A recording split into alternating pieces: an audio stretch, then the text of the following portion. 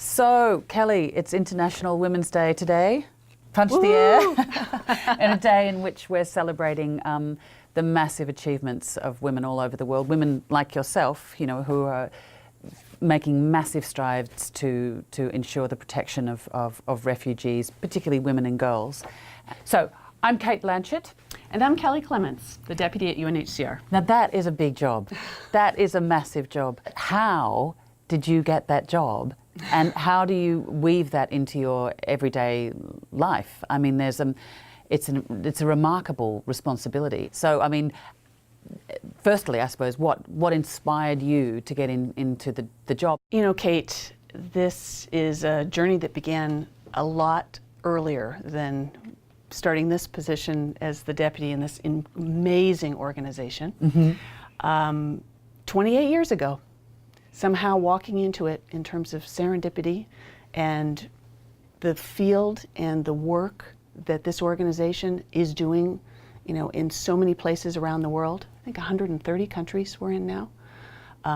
More than 450 field locations, and women, including women working for this organization and other partners, are in some of the toughest places in the world. And they're working to make the lives of millions better in very difficult circumstances. It must be heartbreaking but also rewarding to be able to sort of be there right at the coalface and give those people, you know, that very basic forms of protection, because of course they're all fleeing persecution. Well, the majority of refugees are women and children.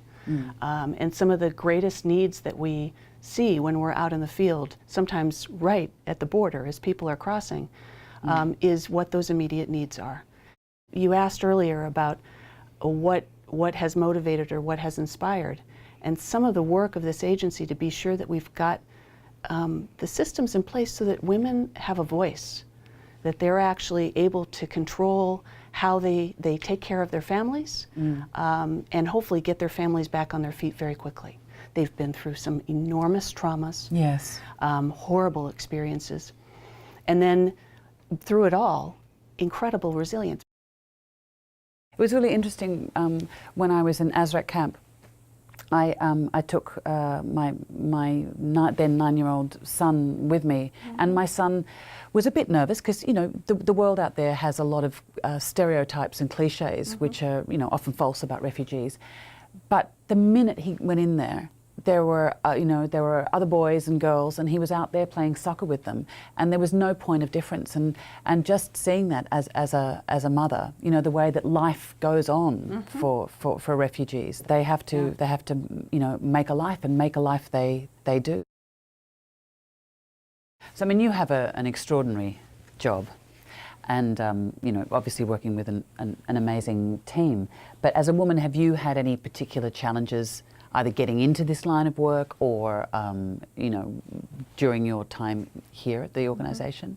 It's interesting because I've found that actually my gender has been less important over the years in this line of work than my age. Because I started, you know, fresh out of graduate school. I have a youthful expression, and somehow that has been a bigger challenge than being a woman in this profession. You know, the advice that I would give for those, because there are many who want to do this work, and that doesn't surprise me at all. Be patient. Look for these opportunities. Don't turn them down, even if they don't look ripe at the moment. Be hungry, you know, and get to the field. Do as much as you can in the field to be able to see the sorts of circumstances we're working in. That kind of experience then, of course, serves one well as they progress in their careers. You inspire me. I hope that this has inspired those that have been listening, and that you all stand with refugees